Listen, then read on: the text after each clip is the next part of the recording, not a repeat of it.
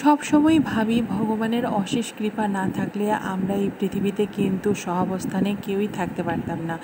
আজকে গুরুবারের সবাইকে আমি প্রণাম জানাচ্ছি। হ্যালো এভরিওয়ান, কেমন আছো সবাই? আজকে গুরুবার মানে বৃহস্পতিবার। আমি সকাল সকাল স্নান করে এসে সুন্দর করে সিঁদুর পরে সাজুগুজু করে চলে যাচ্ছিলাম ঠাকুর ঘরে, যেহেতু আজকে বৃহস্পতিবার, লক্ষ্মীবার। আজকে লক্ষ্মীব্রত আমি করব। আমি সাধারণত সকালবেলা উঠেই পুজো দেওয়ার চেষ্টা করি, কারণ আমার অফিস আছে। অফিসে তাড়াতাড়ি যাওয়ার জন্য আমার এই পুজো আর্চার কাজগুলো খুব সকালে উঠেই করতে হয়। তো ঘুম থেকে উঠে স্নান টান সেরে আমি চলে গেছি আমার বারান্দায় গিয়ে একটু দেখছিলাম যে কী অবস্থা আমার গাছগুলোর। আমার খুব ভালো লাগে গাছপালা লাগাতে। আমার বারান্দাটা অনেক ছোট, কিন্তু সেই ছোট বারান্দার মধ্যেও আমি চেষ্টা করেছি আমার পছন্দসই কিছু গাছ লাগানোর। মাঝে মাঝে আমি এগুলোকেও পরিচর্যা করি, আসলে সবসময় আমি সময় পাই না। এটা হচ্ছে আমার একটা ডাল এনে লাগিয়েছিলাম নয়নতারা, সেই নয়নতারা ফুল গাছে একটা ফুল ফুটেছে, দেখতে খুব মিষ্টি লাগছে, তাই না? আরও অনেক গাছ আছে, এই বাগান বিলাসটা শখ করে এনে লাগিয়েছিলাম, কিন্তু খুব বড় হচ্ছে, ফুল ধরার কোনো নামই নেই। ওদিকে সূর্যি মামা কিন্তু জানান দিচ্ছে যে সকাল হয়ে যাচ্ছে, তোমরা তাড়াতাড়ি কাজটা সারো। এদিকে আমি আমার ঘর সব গুছিয়ে রেখেছিলাম স্নান করার আগেই, যেহেতু আজকে বৃহস্পতিবার। আর আজকে সব কিছু সুন্দর করে পরিষ্কার পরিচ্ছন্ন করে আমি আজকে পুজোর কাজে গিয়েছি। আমার মেয়ে আর আমার বর দুইজনেই খুব আজকে তাড়াতাড়ি ঘুম থেকে উঠে গিয়েছে, যার কারণে আমার কাজগুলো করতে অনেক সহজ হয়েছে। তো মেয়েটা ঘুম থেকে ওঠানোর পরে ও ফ্রেশ হয়ে বাইরে বারান্দা না ঠিক, আমার এটা হচ্ছে ড্রয়িং রুমের জানালা দিয়ে ও দেখছিল বাইরে কি দেখা যাচ্ছে।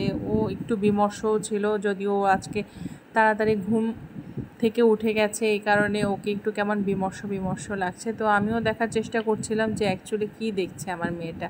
দেখলাম যে না, সেরকম বিশেষ কিছুই দেখছে না। এই হচ্ছে আমার মেয়ের কিছু ছবি আমি শখ করে টানিয়ে রেখেছি আমার ড্রয়িং রুমে, যেই জায়গাটা আমার খুবই পছন্দ। যাই হোক, এবার পূজার মূল পর্বে এসে পড়ি। আজকে বৃহস্পতিবার, আজকে আমার ঘর পরিবর্তন করতে হবে।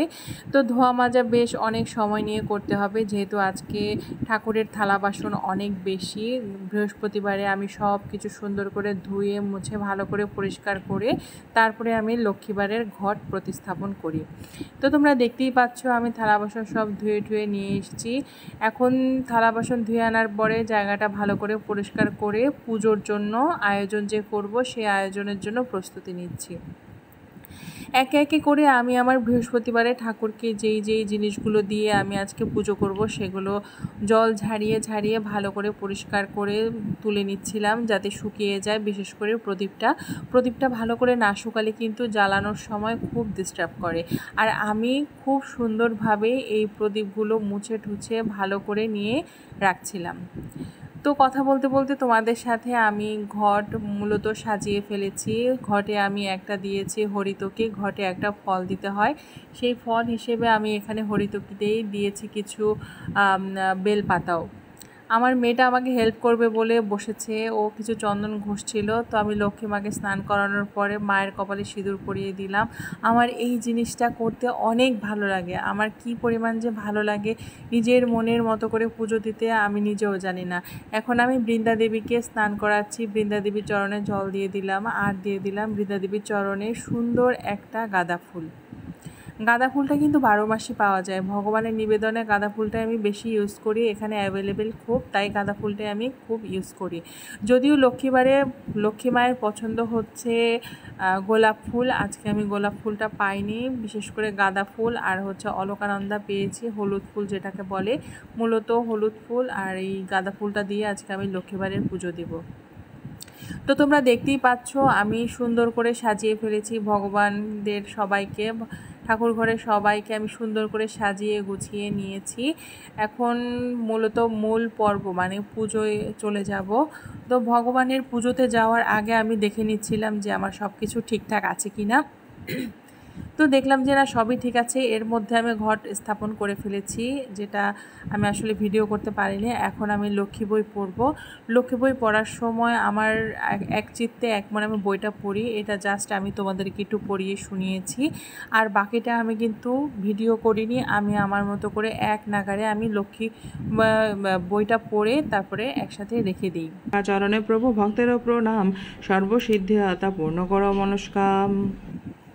পুষ্পাঞ্জলি মন্ত্র ওং নমস্তে সর্বভূতারাং বরদাসি হরিপ্রিয়ে যা গতিস্তং প্রপন্নান্নং মাম্মোদ্ভুয়াৎ তদশ্চনাৎ।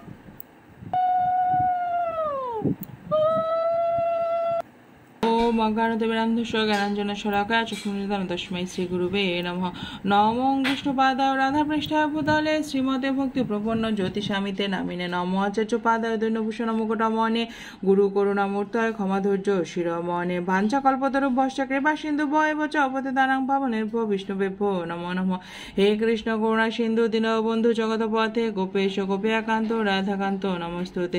তপ্ত কাঞ্চন গৌরাঙ্গী রাধে বৃন্দাবনেশ্বরী বৃষভানুসুতে দেবী প্রণামী হরিপ্রিয়ে। ওং বৃন্দায় তুলসী দেব প্রিয় কেশব সচ্চ বিষ্ণু ভক্তি প্রদে দেবী সত্যবত্যই নমো নমঃ। ওং উগ্রং বীরং মহাবিষ্ণু জলন্দং সর্বদা মুখম নৃসিংহং ভূষণং ভদ্রং মৃত্যু মৃত্যু নমামঃ। নীলাচল নিবাসায় নিত্যায় পরমাত্মনে বলভদ্র সুভদ্রাভাং জগন্নাথায় তে নমঃ। ওং পঞ্চতত্ত্বকং কৃষ্ণং ভক্তরূপ স্বরূপকম ভক্তাবতারাং ভক্তাখাং নমামি ভক্তি শক্তিকম। ওম নমঃ শিবায় ওম নমঃ শিবায় ওম নমঃ শিবায় ওম নমঃ শিবায় ওম নমঃ শিবায় ওম নমঃ শিবায় ওম নমঃ শিবায় ওম নমঃ শিবায় ওম নমঃ শিবায় ওম নমঃ শিবায় ওম নমঃ শিবায় ওম নমঃ শিবায় ওম নমঃ শিবায় ওম নমঃ শিবায় ওম নমঃ শিবায় ওম নমঃ শিবায়। ওম গঙ্গা গীতা সাবিত্রী সীতা সত্য পুত্রব্রতা ভূমিতা ভ্রমলিতে সন্ধ্যা মুক্তি গেহিনী অর্থমাতা চিদানন্দ ভবনী ভ্রান্তি নাশিনী বিদ্যুত্রী পরানন্দ তত্ত্ব জ্ঞান মঞ্জুরি গীতা গীতা গীতা। জয় জয় শ্রীকৃষ্ণ চৈতন্য প্রভু নিত্যানন্দ শ্রী অদ্বৈত গদাধর শ্রী শ্রী গৌরভক্ত বৃন্দ। হরে কৃষ্ণ কৃষ্ণ কৃষ্ণ হরে হরে, হরে রাম রাম রাম হরে হরে। তোমরা দেখলে আজকে আমার বৃহস্পতিবারের পুজো আর্চা, তোমাদের কাছে কেমন লাগলো আমাকে জানাবে। আমার ভিডিওতে কোনো ভুল ত্রুটি থাকলে তোমরা অবশ্যই ধরিয়ে দেবে। আর ভিডিও যদি ভালো লাগে অবশ্যই লাইক কমেন্টস এবং সাবস্ক্রাইব করতে কিন্তু ভুল করবে না।